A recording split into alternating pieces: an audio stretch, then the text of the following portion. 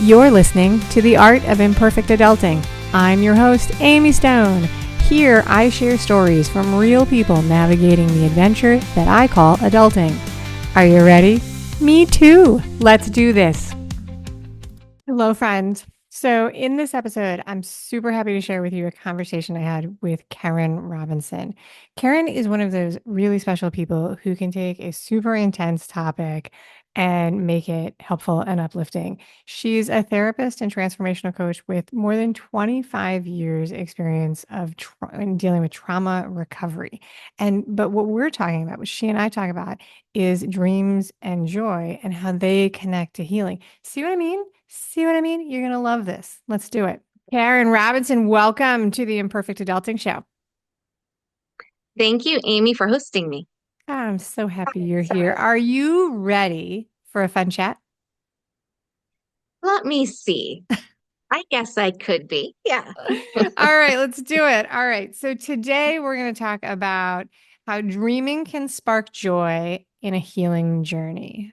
So does that sound like something you love to talk about? Absolutely. All right, very good. Okay, so before we dive into that, I want to give people a chance to learn a little tiny bit more about you and your life. And here's my question. What part of the world do you live in these days? And then while you're chatting about yourself, you can tell everybody as much or as little as you want about your family today. I live in Alexandria, Virginia, but I'm originally from Maine. Okay, a My Mainer. mom's side, yes, my mom's side of the family is all from Maine. My father's side of the family is from New Brunswick, Canada, Ooh, it's which is Canadian. close to the Maine border.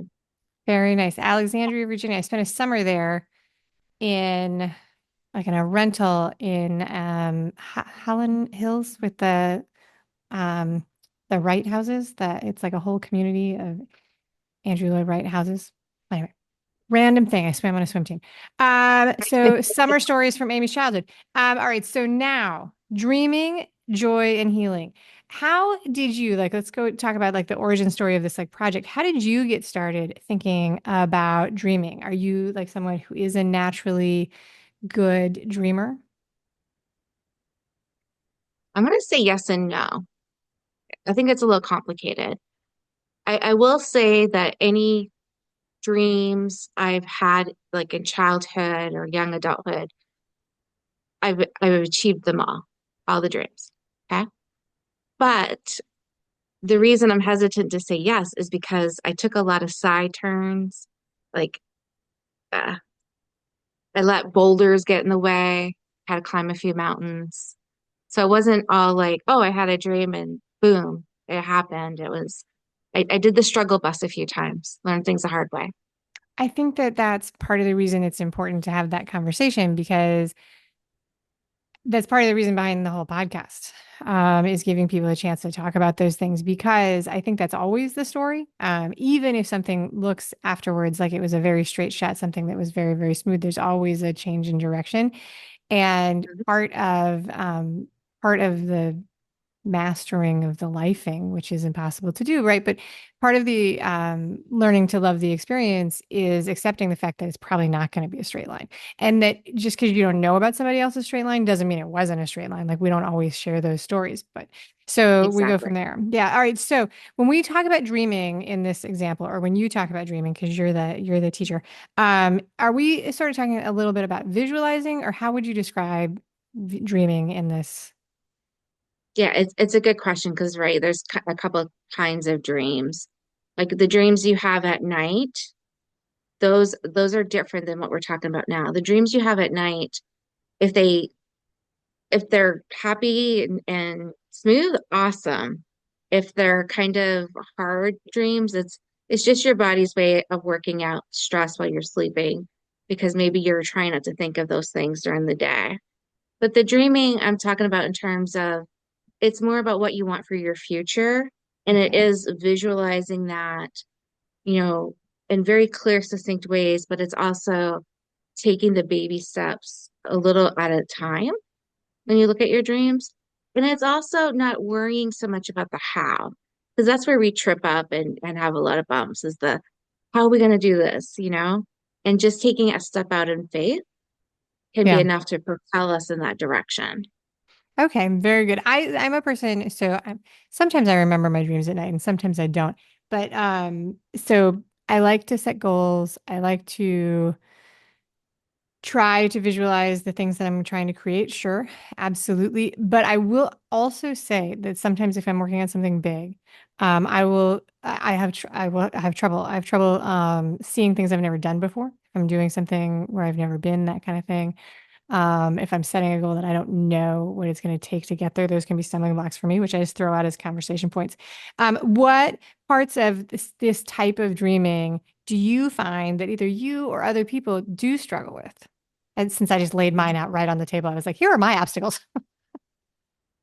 No, it's a great question because the more negative experiences you've had, like if you had a lot of trauma, you could end up with the belief that I only deserve for shit to happen or bad things to happen. Yeah. I don't deserve to be happy or have joy. And so, and even if we know better in our mind, like we cognitively know, of course I deserve good things to happen just like anybody else. But our subconscious really tells the story. Like our behavior tells the story, right? Right. No, exactly. If you want to see what people are, if you want to know somebody's motivation, look at what they're doing. Absolutely. I have, so do you guys have the lottery in Virginia? Do you guys have like Powerball or any of those things? So we will sometimes in my house, we will play the game. Like when it gets up to like a lunatic number, we'll be like, all right, if we won 50 bazillion gazillion dollars, right? What will we do? Right. But I do have a friend who hates that game. They don't like to play it. They're like, nope, I don't even like to think about it. I can't even have the conversation. It's not fun for them. So I acknowledge that people are definitely different in how they do that. I think it's fun. Like it's like if you won $900 million, I would buy an island. Mhm. I'd buy a castle. I just come up with like crazy things. All right. So if we rewind the clock here to the start, I don't know how long you've been doing this work, but if we rewind the clock, like and think back to when you began to work on this project and putting together resources for this, do you have a memory of like what was going on in your life and the things that you were working on healing and how you started to do this work? Do you want to take us through what was part of that story for you? Yeah. And that's also kind of a long story, but I'm going to try to be concise. So I myself am a trauma survivor, and I had a suicide attempt when I was 12. I felt miserable. And then when that attempt didn't work, I thought, well, maybe there's a reason why. What's my purpose kind of stuff. And then, of course, I end up being a mental health therapist, a social worker, where I'm rewarded every day of my life with the work that I do. I'm helping people or empowering people to heal, either mental health issues or family issues, relationship, parenting, yada, yada, right? And so at one point in my life, I thought that all my dreams came true. Like I had the career I've always wanted. I have a beautiful home. I have an amazing husband. Now, there was some rocky paths to getting him, right? Um, Looked for love in all the wrong places, kind of thing. And I have beautiful children. So I thought all my dreams have been achieved. And I was just kind of settled. And then one day I saw this advertisement for this program called Dream Building. And it just really just stopped me in my track. I'm like, this is very curious. And I felt compelled to attend. So it's a transformation coach called Mary Morrissey, Okay. and she's a minister, but she's also very into the law of attraction work. So I signed up for the event for 3 days. Once you sign up, you pay a deposit, and if you show up, you get it back. So it was a free Oh, event. wow. Yeah. That's a neat idea. So, and I love traveling. I'm like, okay, let me go to this.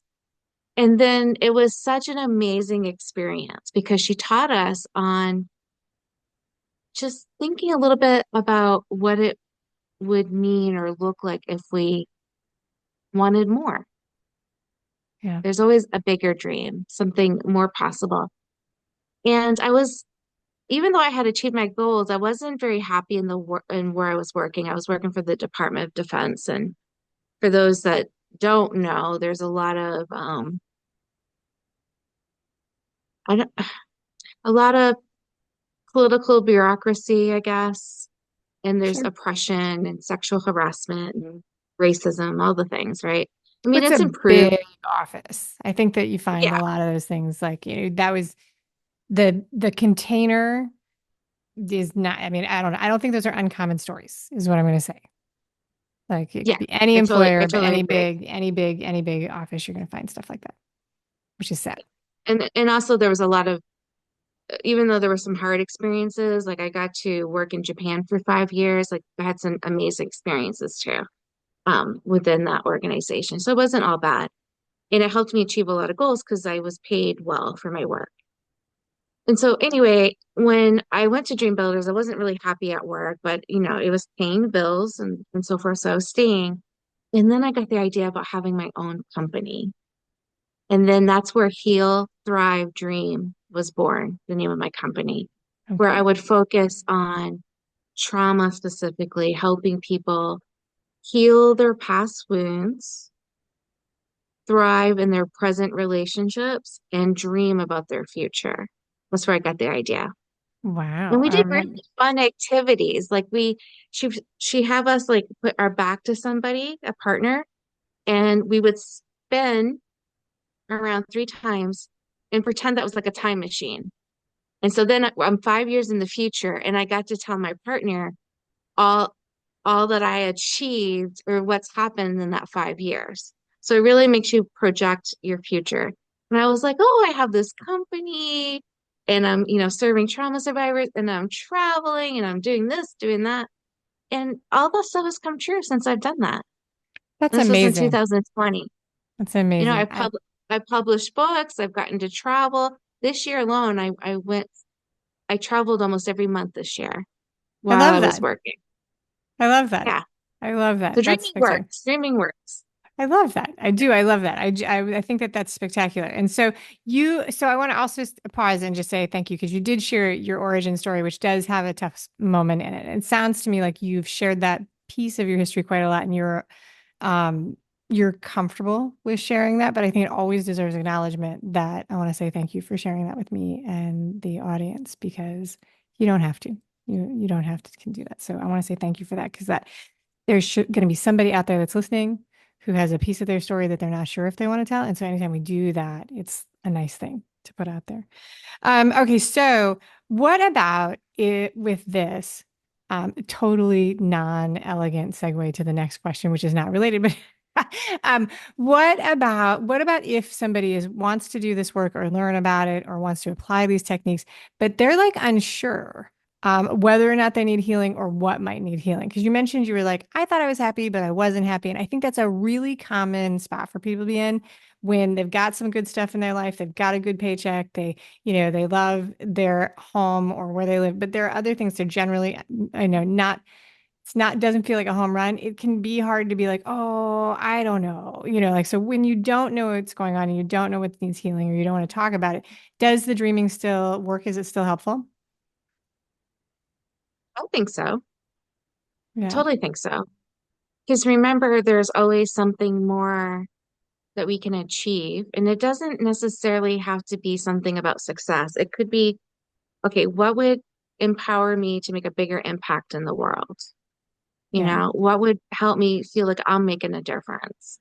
And that can be anything from volunteer work to starting a nonprofit to working to strengthen your relationships. It could be a lot of different things. So there's lots of different ways. Like I like to talk about quadrants of our life, which is like our romantic relationships, parenting if we're parents, extended family, your friendships, and then your career, your education, your finances. And then like recreational stuff, like what is this something you really enjoy? Like I love travel. So I wanted Yeah. to put time and attention on that.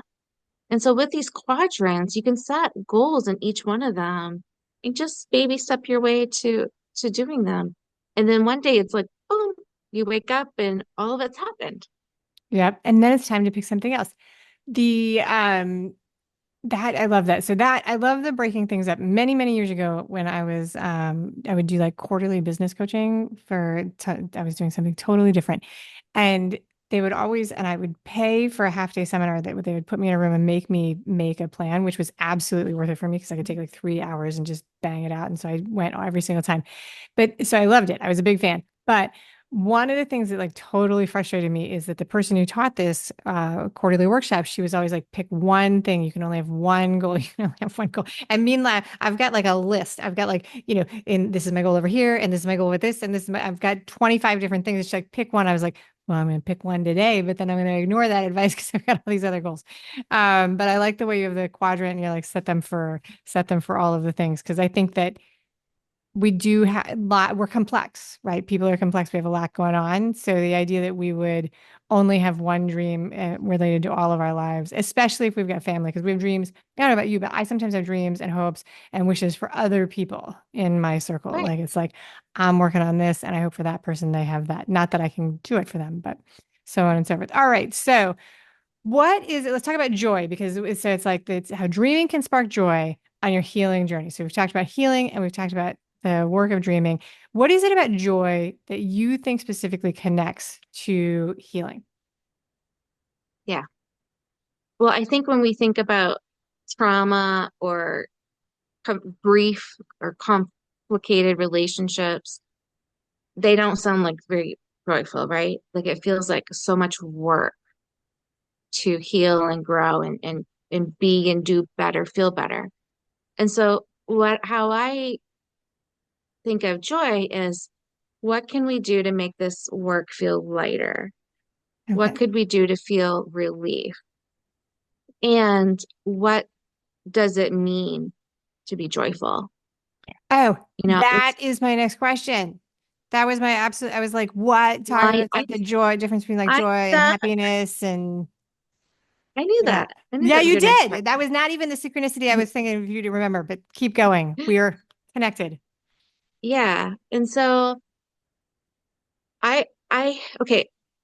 One of the theories of why people have depression, there's several theories, but one of them is too many unpleasant events have happened in their life. So Okay. naturally you would feel depressed. So what would be the opposite of that? Well, the opposite is planning fun. And so it's something I'm huge about when I have clients with depression. Like I do the traditional treatments of cognitive behavioral therapy. How we think impacts how we feel. But I also talk to them about planning more fun in their Right. lives. So for example, I worked with this woman when I was in Japan. It was a dual military family. Like she was serving, her husband was serving, and she had two children. Her spouse was deployed, so she was a single working mom. And so one of the first questions, and now this isn't always important, but certainly when you have resources like money, it can really help you propel your dreams. But you can still dream without the money, but it really helps if you have money. Yeah, it And so does. And it's like not even worth like ignoring that. Like there's a tremendous, if you have the yeah, money to throw at a problem, it absolutely is a tool that makes a big difference. it really does. And Yeah. so I learned with working with her that they had huge savings. Okay. But she was miserable every day. Like she felt overwhelmed with work. Like the kids were small. And so one of the counseling sessions, we just planned a Club Med vacation that Right. was 2 hours away, and they had a kids club. Yep. So she checked the kids into kids club, and she went snorkeling and swimming and to the spa.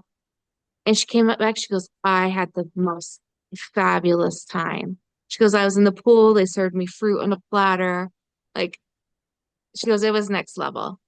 And so we talked about like that was a big event that she did, but what Yeah. little things could she do or bring into her life to give her joy? Well, maybe she can't go to the spa every weekend because of the kids, but maybe she could get those slippers with the gel in it to put on her feet. Yep. Maybe she could get a good smelling candle or essential oils. Like, what could she do to bring pieces of that to give her a little joy? You know? That's So yeah. don't know if I answered your question or not. It might have been I kind think of a so. Yeah, no, I think you did. I mean, it was talking about how the joy was connected, and then you gave us a description of what you were talking about. So, like the difference between like joy and fun or happiness, which they may be the same depending on what's going on in your life, but they can also sometimes, I think, probably be sometimes there can probably be differences in how people feel them and how they interpret them. Like, because when one person uses one word, like happiness is hard to describe, right? And one person's happiness could be somebody else's it's different. okay.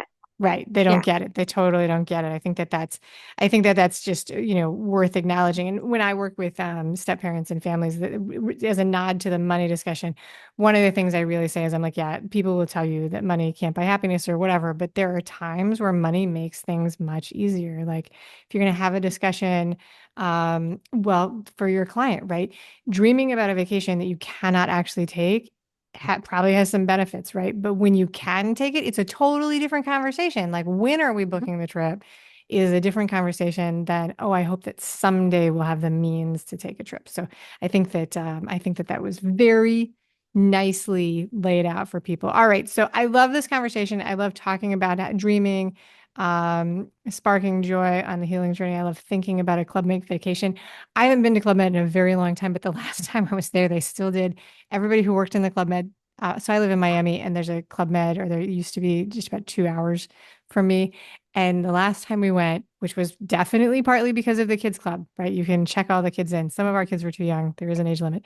But the employees, like all the people who work in the club would still come out and like dance by the pool, like and do little performances like it was 1975. I don't know if they still do that. It was fantastic. I highly recommend it. um, so I think that this is going to be a super helpful topic for lots of people. We're going to shift a little bit because this is something you do. You actually do work with people work with people about this, and I want to give you a chance to tell everybody about your business, and then we're going to talk about some of the special offers that you have for the people who are watching and listening. So you work with people. So tell us what you do and how people can find you. Sure. So I have been a mental health therapist for 25 years, but I also now do transformation coaching. And my specialty is trauma, recovery, and healing. And in my private business, I mostly work with women doing that, but I do have contracts with vet associations where I still see service members, and it's about 50-50. I might have a little more men with that than women, but I still have men and women with that. So I help our military and vets heal from their combat traumas and either military sexual assaults, or a lot of them have, childhood abuse or what we call developmental abuse as well. So I work with them. In my private company with women, I have a membership where each month I offer coaching and support groups for women recovering from trauma. And each month we have a theme and they get a workbook and a planner. And they set goals on those different areas. Like, okay, what's something I want to heal from my past? What relationship do I want to really focus on this month? Where do I want to thrive more? And then also what kind of dream do I want? Is it about my career? Is it about travel? Is it about something with my parenting? Like what do I really want to dream to manifest to come true for me? So we do that every month.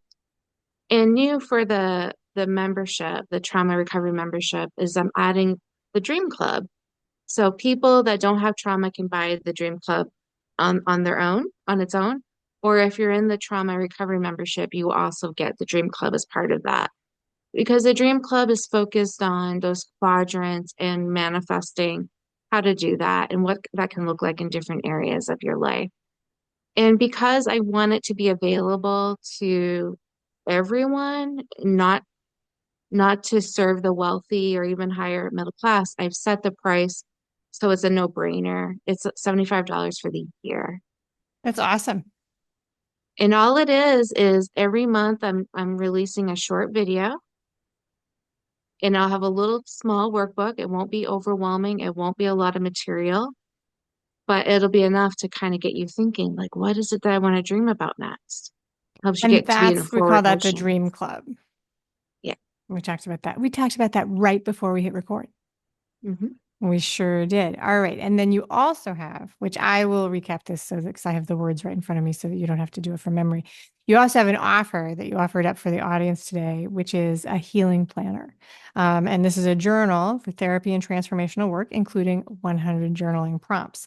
Normally, you sell this for $12.99, but there's a link in the show notes and for the subscribers to the email list that will get that for free, which that's the best deal there is, really showing your commitment to making sure it's accessible. That's really, really a great thing to do.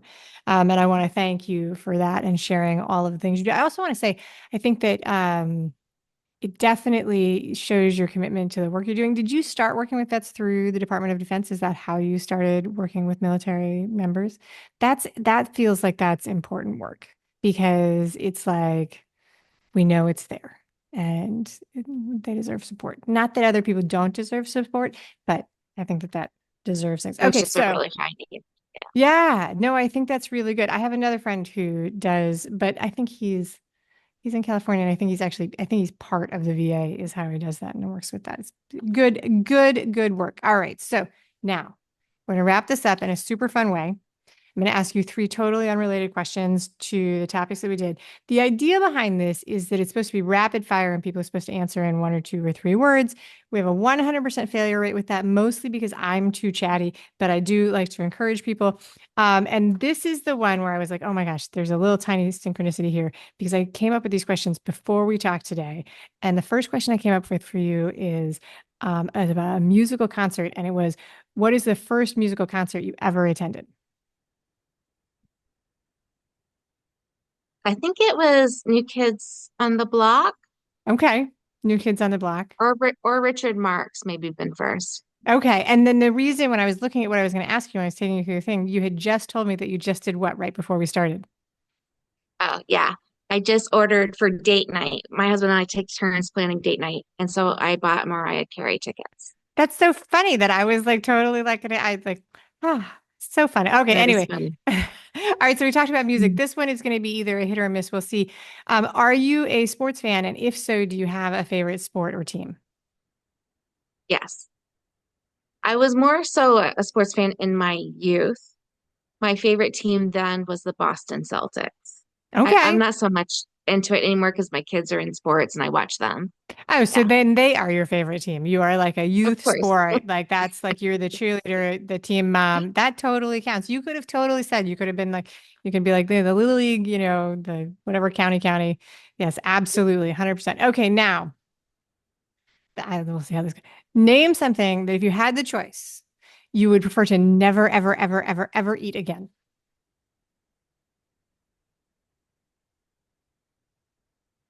Liver. Oh, that's a good one. That is a good one. That is a good one. I didn't think of that. I didn't think about that, but that is a good one. I bet you that's a lot of people's answers actually for that one. That's so funny. All right. So that's it. That's a wrap for the interview, Karen. Thank you very much for being a wonderful guest on the Imperfect Adulting Show. Thank you for having me. Thank you for listening today. I hope that you enjoy the show. And before I go, I want to encourage you to become a bigger part of the conversation. Obviously, subscribe wherever you're listening to the show. Listen to more episodes. That'd be great. Obvi again, please write a review and tell your friends about the show. That truly is a great help for getting the show in front of new people.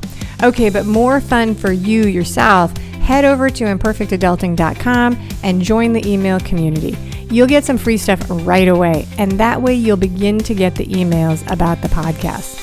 This includes the links for the special offers from the guests, and it's the only way to get that. Also, if you aren't in the mood to listen, I actually include an article directly in those emails. Whee! Now, if you love this and you crave more time with me, Amy, as a coach, a mentor, or just adultier adult, numero uno, check out The Village. If you have a story you want to share with the listeners, I'd love to hear from you. I have an open application. Just let me know you want it. And that's a wrap for today. Until next time, remember, the journey is the destination. Ralph Waldo Emerson said that, not me. Well, until just now, I did just say it. But what I want you to hear today is that if your adulting journey isn't going the way you expected, that may not mean that you're lost. It may just mean that you're on your way. This is Amy Stone, signing off. The Imperfect Adulting podcast is created and produced by Amy Stone and Amy Says So.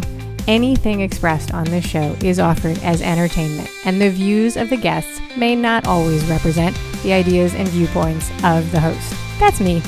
Amy does not intend or hold herself out to provide professional advice or recommendations of any kind.